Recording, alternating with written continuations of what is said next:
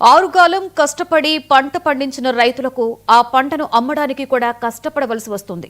నిర్మల్ జిల్లా తానూరు, కుబీర్, బైంసా ప్రాథమిక వ్యవసాయ సహకార సంఘాలలో సోయా టోకెన్ల కోసం రైతులు బారులు తీరారు. ఈ రోజు నుంచే ఆయా కేంద్రాలలో సోయా టోకెన్స్ ను పంపిణీ చేస్తారని తెలియడంతో రైతులు శుక్రవారం అర్ధరాత్రి నుండే అధిక సంఖ్యలో అక్కడికి చేరుకున్నారు. తానూరు సెంటర్ దగ్గర రైతులు క్యూ లైన్స్ లో నిద్రపోయారు.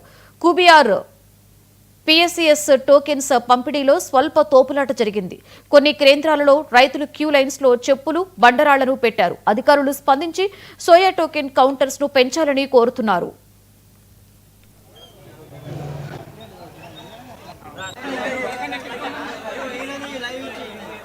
సంఘ